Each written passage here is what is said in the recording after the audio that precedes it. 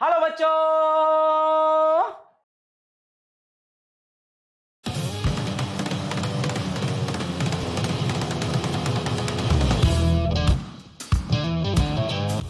तुम लोग मुझे ढूंढ रहे हो, इधर उधर क्या ढूंढ रहे हो? मैं तुम्हारे सामने हूं। तुम लोग मुझे ढूंढ रहे हो और मैं तुम्हारा यहां इंतजार कर रहा हूं। मालूम, मॉलिक्यूल की चिंता करूंगा तो एटम बुरा मान जाएगा। आज इस बेहतरीन सेशन में हमें रदरफोर्ड मॉडल को अंडरस्टैंड करना है। देखिए, अल्फा स्कैटरिंग एक्सपेरिमेंट से पूरी कहानी आपके सामने आ चुकी है। किस प्रकार से अल्फा स्कैटरिंग एक्सपेरिमेंट से थॉमसन मॉडल को डिस्कार्ड किया गया और रदरफोर्ड ने अपना ही मॉडल प्रपोज कर दिया, जिसको रदरफोर्ड मॉडल के नाम से जाना जाता है। आइए आज इस सेशन में सबसे पहले जानेंगे रदरफोर्ड मॉडल क्या है और रदरफोर्ड मॉडल कैसे अल्फा स्कैटरिंग एक्सपेरिमेंट के रिजल्ट्स पर ही बेस्ड है। चलिए मेरे साथ रदरफोर्ड मॉडल को जानने के लिए।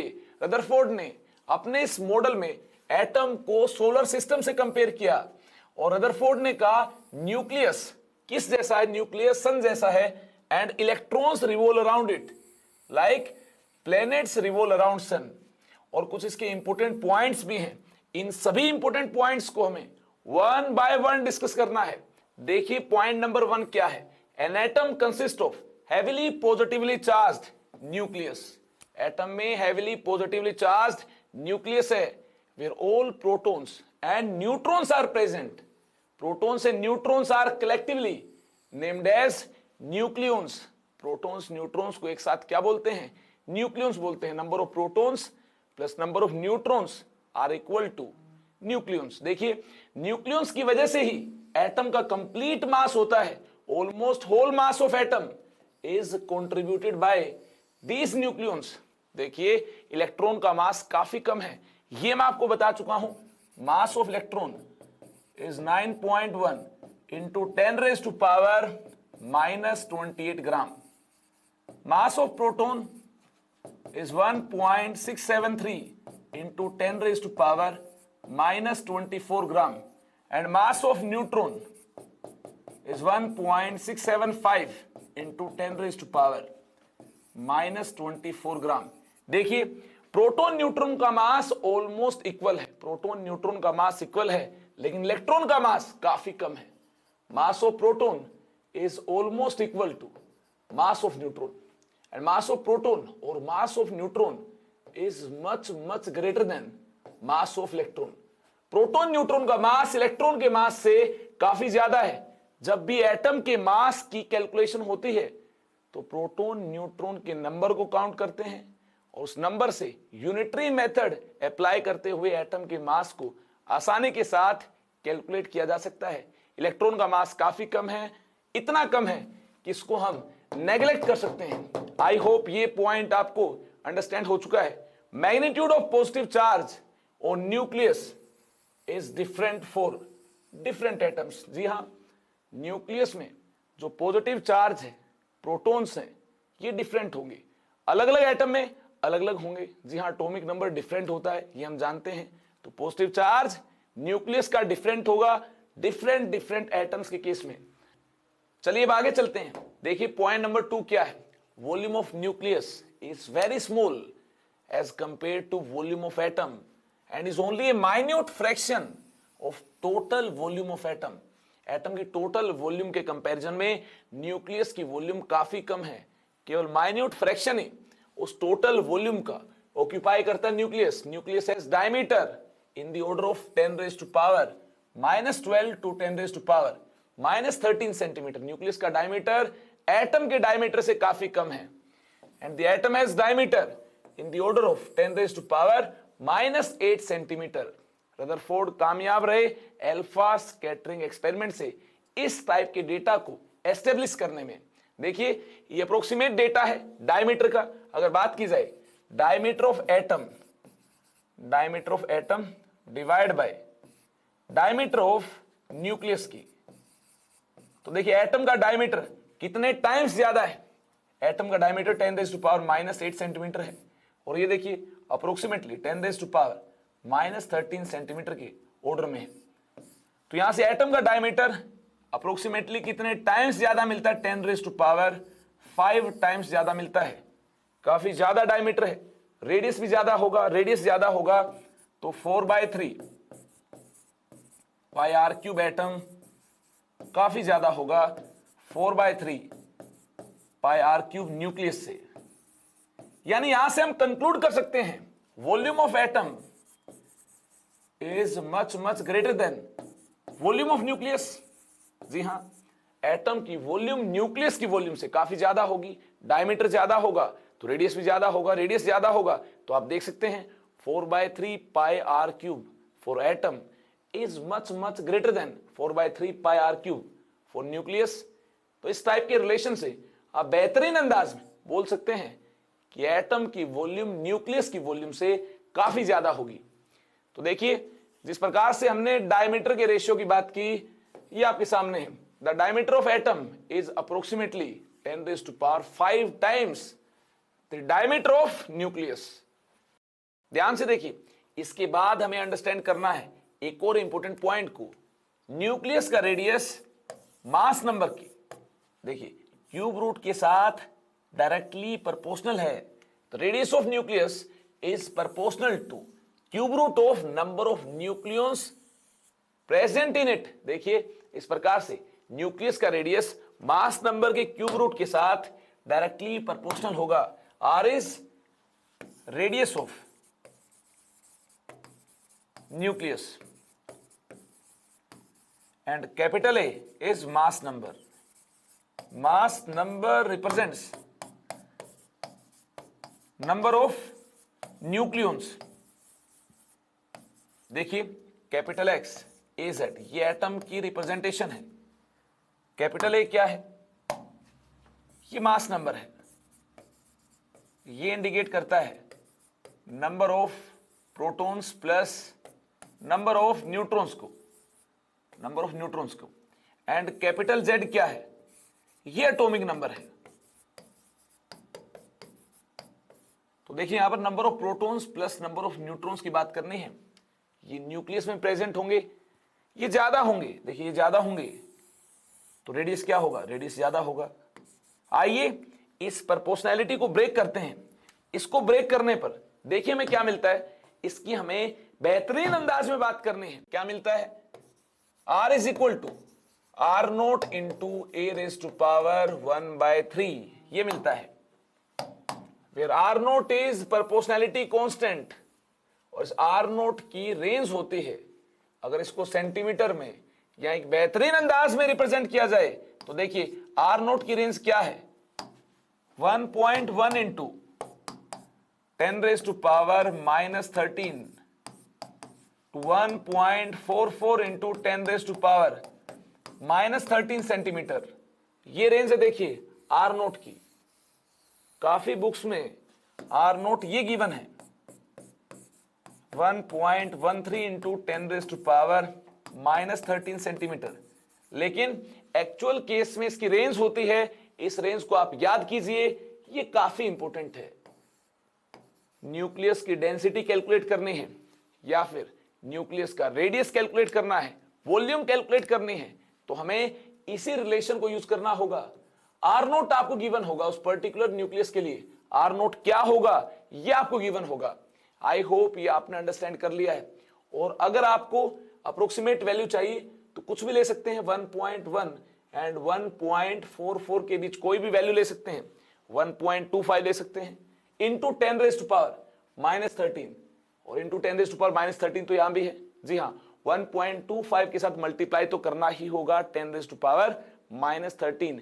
और यूनिट्स को आप देख लीजिए, यूनिट क्या है? सेंटीमीटर है। चलिए इसके बाद बारी है पॉइंट नंबर 3 की। There is empty space around the nucleus called extra nuclear part. Nucleus के चारों तरफ खाली स्पेस होगा, इस स्पेस को हम क्या बोलेंगे? इस पार्ट को क्या बोलेंगे? Extra nuclear part. कौन प्रेजेंट होगा? Electrons are present in extra nuclear part. Number of electrons in an atom is always equal to number of protons present in the nucleus. Atom में जितने प्रोटॉन्स होंगे उतने ही electrons होंगे। देखिए ये atom का सिंबल है कैपिटल एक्स ए Z. Net charge 0 है। नेट चार्ज 0 क्यों है? इसमें प्रोटॉन्स भी हैं, न्यूट्रॉन्स भी हैं। देखिए चार्ज कैंसलेशन की वजह से प्रोटॉन का पॉजिटिव चार्ज, इलेक्ट्रॉन का नेगेटिव चार्ज मैग्नीट्यूड वाइज अगर चेक किया जाए तो इक्वल होगा। और देखिए अगर इक्वल होगा तो नेट चार्ज 0 मिलेगा। ये इक्वल कब होगा? जब इन दोनों का नंबर भी क्या होगा? इक्वल होगा। ऐसा तभी हो सकता है, यानी न्यूट्रल एटम में इलेक्ट्रॉन प्रोटॉन का नंबर क्या होगा? सेम होगा। नेट चार्ज 0 है तो इलेक्ट्रॉन प्रोटॉन का नंबर सेम है। As the nuclear part of atom is responsible for mass of atom. देखिए यहां कौन प्रेजेंट है? न्यूक्लियर पार्ट में कौन प्रेजेंट है? न्यूक्लियर पार्ट में प्रोटॉन न्यूट्रॉन प्रेजेंट है। प्रोटॉन प्लस न्यूट्रॉन प्रेजेंट है। और ये आप जानते हैं प्रोटॉन न्यूट्रॉन का मास इलेक्ट्रॉन के मास से काफी ज्यादा है। तो ये न्यूक्लियर पार्ट किसके लिए रिस्पॉन्सिबल होगा? मास ऑफ एटम के लिए रिस्पॉन्सिबल होगा। लेकिन वॉल्यूम ज्यादा क्यों है एटम की न्यूक्लियस के कंपैरिजन में? न्यूक्लियस तो काफी कम वॉल्यूम को ऑक्यूपाई करता है, फिर एटम की वॉल्यूम क्यों ज्यादा है? सोचिए इसके बारे में। जो एक्स्ट्रा न्यूक्लियर पार्ट है, जो एक्स्ट्रा न्यूक्लियर पार्ट है, ये रिस्पॉन्सिबल है किसके लिए? वॉल्यूम ऑफ एटम के लिए। जी हां, extra nuclear part is responsible for volume of atom. The volume of atom is about 10 raised to power 15 times the volume of nucleus। Atom की volume 10 raised to power 15 times ज्यादा है nucleus की volume से। ऐसा क्यों है? आइए इसकी डिटेल में बात करें। हम जानते हैं एटम के अप्रोक्सीमेट डायमीटर को, हम जानते हैं न्यूक्लियस के अप्रोक्सीमेट डायमीटर को। तो आइए volume of atom divided by volume of nucleus से ये चेक कर पाए एटम की वॉल्यूम कितने टाइम्स ज्यादा है। Volume of atom divided by volume of nucleus की हमें बात करनी है।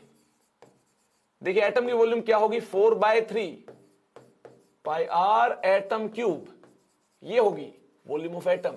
एंड वॉल्यूम ऑफ न्यूक्लियस क्या होगी? 4/3 पाई आर न्यूक्लियस क्यूब होगी। आई होप ये आपने अंडरस्टैंड कर लिया है। एटम को स्फेरिकल माना जाता है तो स्फीयर की वॉल्यूम का जो फॉर्मूला होता है उसी को ही एटम की वॉल्यूम कैलकुलेट करने के लिए हम यूज कर सकते हैं। न्यूक्लियस भी स्फेरिकल है, उसके लिए भी सेम फॉर्मूला अप्लाई किया जा सकता है। हमारे पास डायमीटर है एटम का, अप्रोक्सीमेट डायमीटर है, हमारे पास न्यूक्लियस का भी अप्रोक्सीमेट डायमीटर है। आइए वहां से रेडियस को पुट करते हैं। Volume of atom divided by volume of nucleus की एक बेहतरीन अंदाज में बात करते हैं। 4/3 पाई से 4/3 पाई कैंसिल हो जाएगा। R atom divided by R nucleus, और इसकी पावर क्या है? 3 है। इसकी हमें बात करनी है। रेडियस ऑफ एटम क्या? देखिए एटम का रेडियस, अगर डायमीटर की बात की जाए, diameter 10 raise to power -8 centimetre, तो रेडियस क्या होगा? 10 raise to power -8 divided by 2 होगा। क्लियर है बात? Divided by radius of nucleus क्या होगा? देखिए न्यूक्लियस का डायमीटर क्या? 10 रेज टू पावर -13। रेडियस क्या होगा? डिवाइडेड बाय 2, और इसकी पावर क्या है? इसकी पावर 3 है। यहां से देखिए क्या रिलेशन मिलता है? Volume of atom divided by volume of nucleus. Approximately देखिए कितने टाइम्स मिलती है एटम की वॉल्यूम न्यूक्लियस की वॉल्यूम के कंपैरिजन में।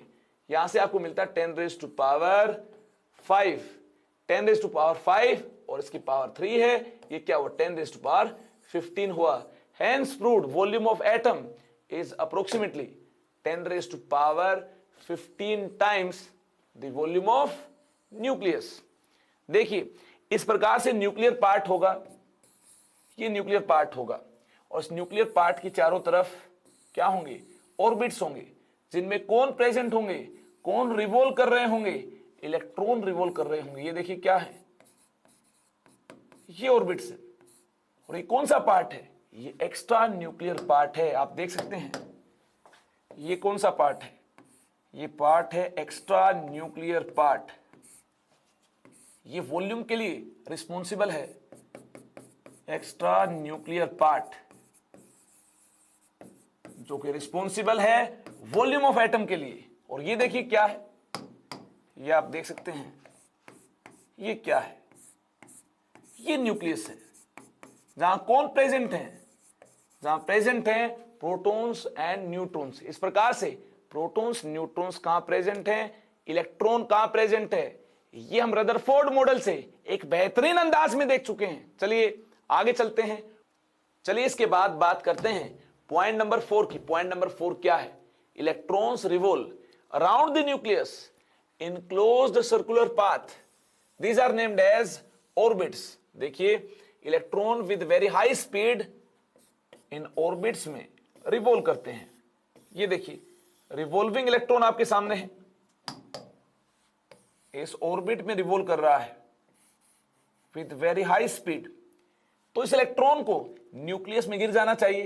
इलेक्ट्रॉन को न्यूक्लियस अपनी तरफ खींच रहा है। देखिए फोर्स ऑफ अट्रैक्शन होगी इनके बीच, इलेक्ट्रॉन एंड न्यूक्लियस के बीच। ये कौन सी फोर्स ऑफ अट्रैक्शन है, ये है electrostatic.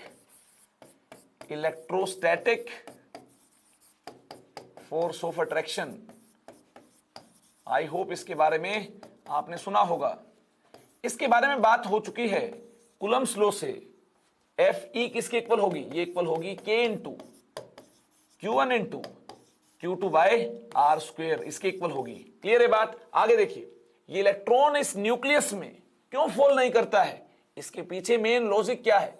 The centrifugal force acting on revolving electron is being counter balanced by force of attraction between electrons and nucleus. ध्यान से देखिए जो इलेक्ट्रॉन प्रेजेंट होंगे न्यूक्लियस के चारों तरफ, इलेक्ट्रॉन की और न्यूक्लियस की फोर्स ऑफ अट्रैक्शन को कौन काउंटर बैलेंस करता है, सेंट्रीफ्यूगल फोर्स। क्या आप जानते हैं सर्कुलर मोशन में इस प्रकार से एक बेहतरीन अंदाज में इलेक्ट्रॉन मूव कर रहा हो तो इसकी Fe इलेक्ट्रोस्टैटिक किससे बैलेंस होगी, सेंट्रीफ्यूगल से।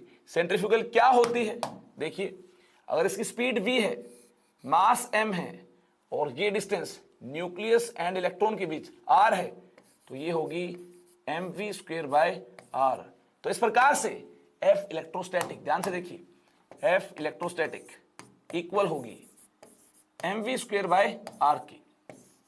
एंड ये इलेक्ट्रॉन पूरी मस्ती से ऐसे ही रिवॉल्व करता रहेगा, ना ही ये इलेक्ट्रॉन इस तरफ जाएगा ना ही इस तरफ आएगा। इस तरफ जो फोर्स लग रही है mv स्क्वेयर बाय r, देखिए इसको काउंटर बैलेंस किसने कर दिया है, F इलेक्ट्रोस्टैटिक ने, या फिर ऐसे मान सकते हैं F इलेक्ट्रोस्टैटिक को काउंटर बैलेंस कर दिया है mv स्क्वेयर बाय r ने। दोनों ने एक दूसरे को काउंटर बैलेंस कर दिया है। हम बोल सकते हैं इलेक्ट्रॉन न्यूक्लियस में फॉल नहीं करेगा और ना ही इलेक्ट्रॉन बाहर जाएगा। इस प्रकार से ये दोनों इक्वल हैं। आई होप ये पॉइंट आप बेहतरीन अंदाज में अंडरस्टैंड कर चुके हैं। लेकिन बोला यही जाता है कि यहां पर जो इलेक्ट्रोस्टैटिक फोर्स ऑफ अट्रैक्शन है इसको काउंटर बैलेंस किया किसने, mv स्क्वेयर बाय r ने।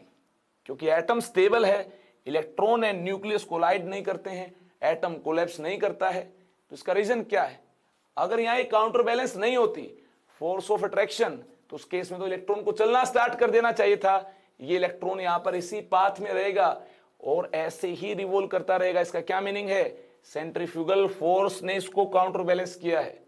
ये ज्यादा बुक्स में गिवन है और ये ज्यादा लॉजिकल भी है, ऐसे ही बोलना चाहिए। इलेक्ट्रोस्टैटिक फोर्स ऑफ अट्रैक्शन को किसने काउंटर बैलेंस किया, mv स्क्वेयर बाय r ने। इसलिए इलेक्ट्रॉन यहां से चलना स्टार्ट नहीं करता और न्यूक्लियस के साथ कोलाइड नहीं करता, एटम कोलैप्स नहीं करता है। आई होप इस कहानी को आपने अंडरस्टैंड किया होगा। ध्यान से देखिए एक बार फिर से, इसको बेहतरीन अंदाज में हमें अंडरस्टैंड करना होगा ताकि आपको कोई भी कंफ्यूजन ना हो।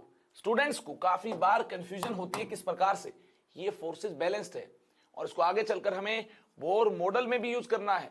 तो देखिए काफी डिटेल में इसको अगर यहां पर अंडरस्टैंड करेंगे तो बोर मॉडल में हमें आसानी हो जाएगी किस प्रकार से electrostatic force mv square by r से बैलेंस्ड है। आइए इसकी बात करें। देखिए यहां चार्ज प्लस z है तो कूलम में क्या होगा, प्लस ZE कूलम होगा। क्लियर है बात।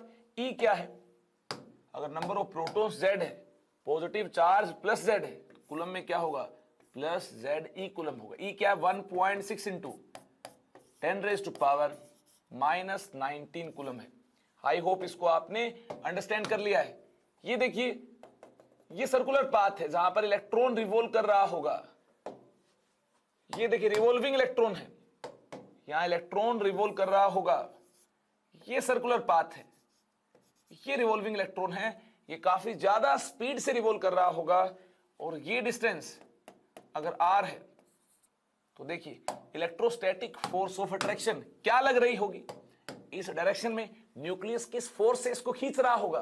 ध्यान से देखिए, F इलेक्ट्रोस्टैटिक, इसका क्या मैग्नीट्यूड होगा इसकी हम बात करेंगे। और इस तरफ ये सर्कुलर मोशन में मूव कर रहा है तो कौन सी फोर्स लग रही होगी, mv²/r। इन दोनों को इक्वेट होना होगा। ये इलेक्ट्रॉन ना ही इस तरफ मूव करता है ना ही इस तरफ मूव करता है, ये तो ऐसे ही सर्कुलर पाथ में मूव करता रहता है, यानी F इलेक्ट्रोस्टैटिक mv²/r के इक्वल है। अब देखिए F इलेक्ट्रोस्टैटिक को किस प्रकार से कूलम्ब्स लॉ की हेल्प से एक बेहतरीन अंदाज में इंडिकेट किया जा सकता है, kq1q2/r², ये किसके इक्वल है, mv²/r के इक्वल है, r⁻1 से ये देखिए कैंसिल हुआ। q1 क्या है, मान लेते हैं q1 है इलेक्ट्रॉन का चार्ज, तो इसको क्या पुट करना होगा, इसको पुट करना होगा -e कूलम। देखिए यहां वैसे मैग्नीट्यूड की बात करनी है, e कूलम पुट कर सकते हैं, क्लियर है बात, यहां केवल मैग्नीट्यूड की बात करनी है। अगर माइनस चार्ज पुट करते भी हैं तो भी क्या हो जाएगा, देखिए e कूलम हो जाएगा। ये q2 क्या है, ये न्यूक्लियस का चार्ज है, ये है Ze कूलम। तो देखिए यहां से हमें क्या रिजल्ट मिलता है, यहां से हमें एक बेहतरीन अंदाज में रिजल्ट मिलता है, k × Ze²/r is equal to mv², ये रिजल्ट मिलता है। इस रिजल्ट को अप्लाई करते हुए काफी सारे रिजल्ट्स को हम आगे चलकर डिड्यूस करेंगे, वेरी इंपॉर्टेंट। आई होप इसको आपने लर्न कर लिया होगा। देखिए अब वक्त आ गया है, जितना भी डेटा, जितने कॉन्सेप्ट्स आपने रदरफोर्ड एटॉमिक मॉडल के अंदर अंडरस्टैंड किए हैं, इन सभी कॉन्सेप्ट्स को, डेटा को यूज करने का अब हम बात करेंगे यहां पर एक बेहतरीन अंदाज में कुछ क्वेश्चंस की। एक मजेदार क्वेश्चन आपके सामने है, calculate density of hydrogen nucleus.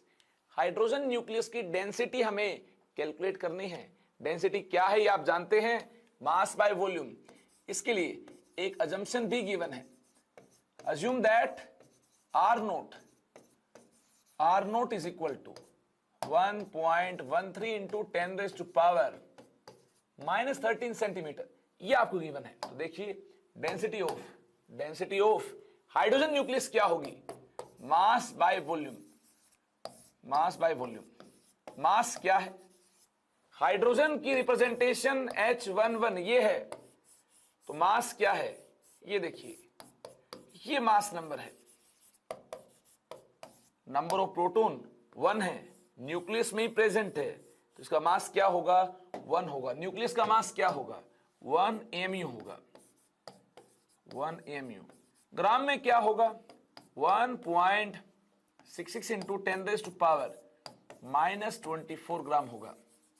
आइए मास को पुट करें, 1.66 इंटू 10⁻⁻24 ग्राम, ये हमने मास पुट किया। वॉल्यूम क्या होगी, न्यूक्लियस स्फेरिकल है, 4/3 πr³, ये होगी वॉल्यूम। आर क्या है, आर तो हमें यहां पर इस बेहतरीन अंदाज में एक्सप्रेस करना होगा, R is equal to r0 into a⁻1/3। इसको आप जानते हैं ऑलरेडी, ये रिलेशन डिस्कस हो चुका है। न्यूक्लियस के लिए r0 गिवन है, r0 क्या है, 1.13 इंटू 10⁻⁻13 सेंटीमीटर इंटू a⁻1/3। ए क्या है, 1 है, 1⁻1/3। यहां से देखिए हमें रेडियस ऑफ हाइड्रोजन न्यूक्लियस मिलता है, क्या मिलता है, 1.13 इंटू 10⁻13 सेंटीमीटर, ये रेडियस होगा हाइड्रोजन न्यूक्लियस का। आइए इस हाइड्रोजन न्यूक्लियस के रेडियस को यहां पर पुट करते हैं और इसके फाइनल आंसर तक हमें एक बेहतरीन अंदाज में पहुंचना है।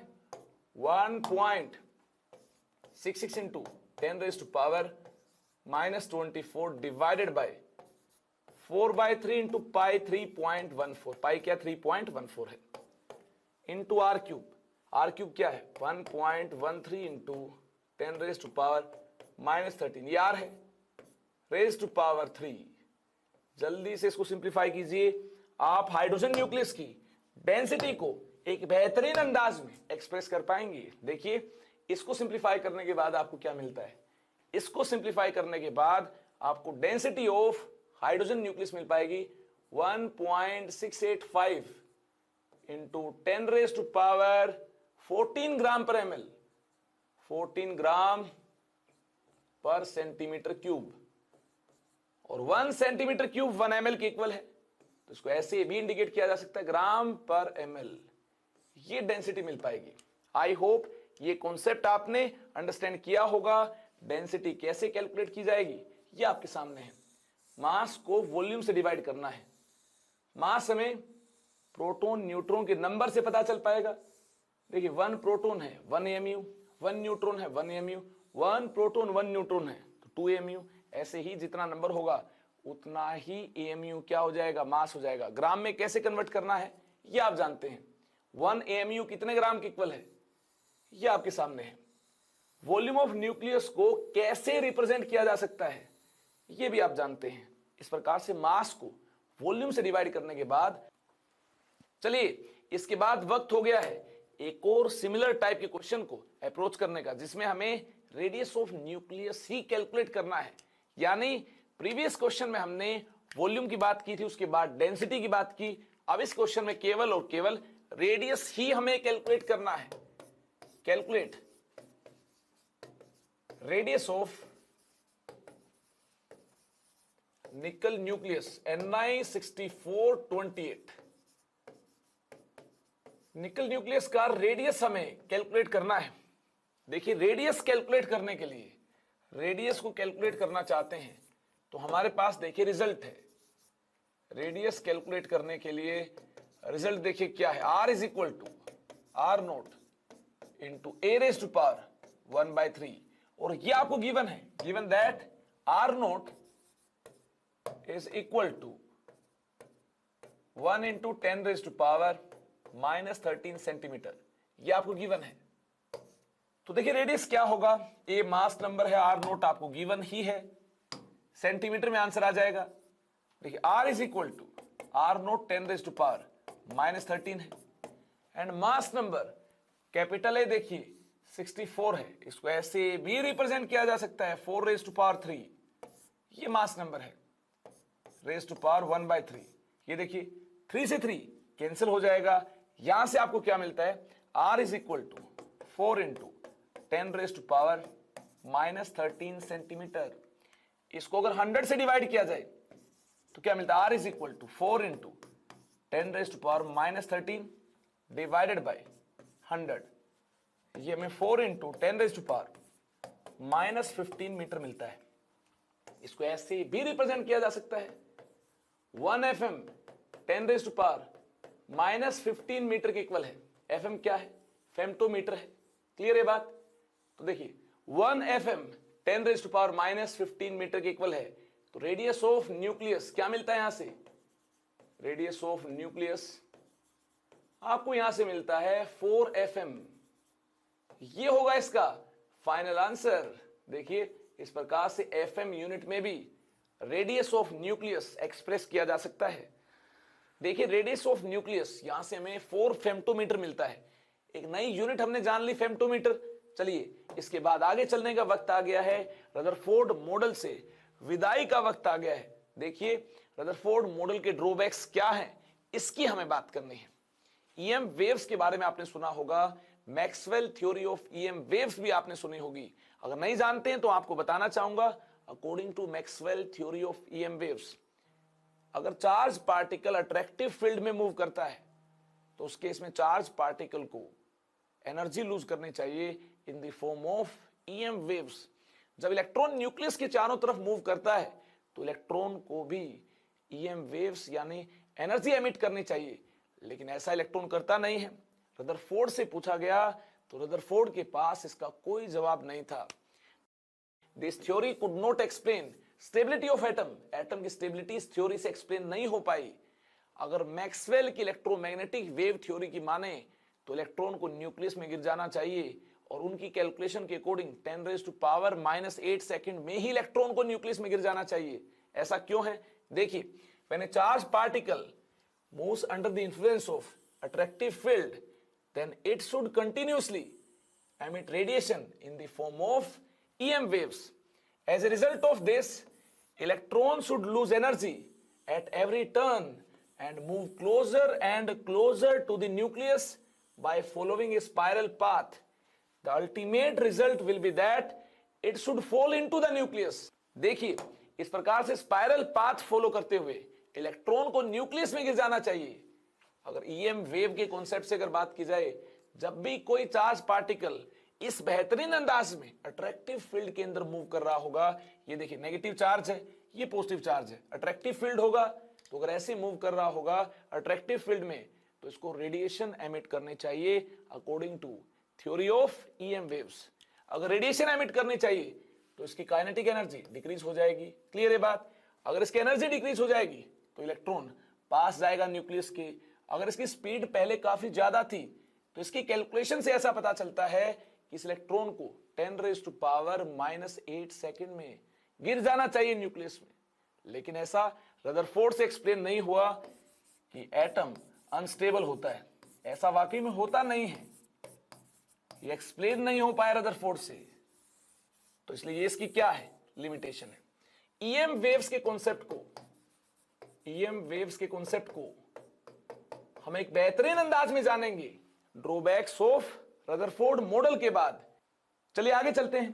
पॉइंट नंबर 2 क्या है ड्रॉबैक में? पॉइंट नंबर 2 ये है, if electron lose energy continuously in the form of EM waves then observed spectrum should be continuous.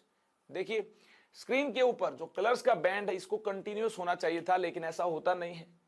इस टाइप की एनर्जी लूज ही नहीं होगी तो स्पेक्ट्रम कैसा होगा, बैंड कैसा होगा? होगा ही नहीं।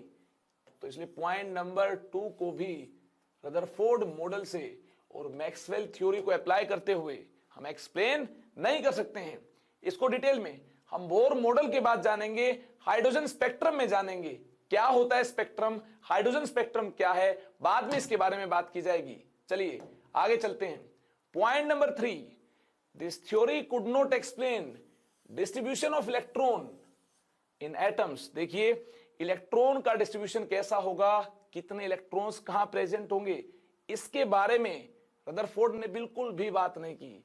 ये हम आगे जानेंगे किस बेहतरीन अंदाज में इलेक्ट्रॉन्स प्रेजेंट होते हैं एटम में, किस तरीके का डिस्ट्रीब्यूशन है, न्यूक्लियस का बिहेवियर कैसा है, इलेक्ट्रॉन का बिहेवियर कैसा है। इस पूरी माया को हमें एटॉमिक स्ट्रक्चर चैप्टर के अंदर जानना है। अभी तो काफी कुछ जानना है, लेकिन हम अपने सिलेबस को एक्सेलरेट करेंगे। नेक्स्ट सेशन से ही सिलेबस को एक्सेलरेट किया जाएगा और इस वीकेंड पर आपको एक्स्ट्रा क्लास भी मिलेगी। तब तक के लिए इंतजार करें। आज के लिए इतना काफी है, अब मुलाकात होगी अगली बार। तब तक के लिए नमस्कार। ऐसे ही हंसते रहें, मुस्कुराते रहें और मेरे साथ बने रहें। Thank you very much. Stay connected with me. Bye bye, take care, best of luck. Sunday को आपकी एक्स्ट्रा क्लास है, आना ना भूलें। एक्स्ट्रा क्लास में कुछ खास होगा, कुछ नया होगा। चलिए आज इस सेशन में इतना ही।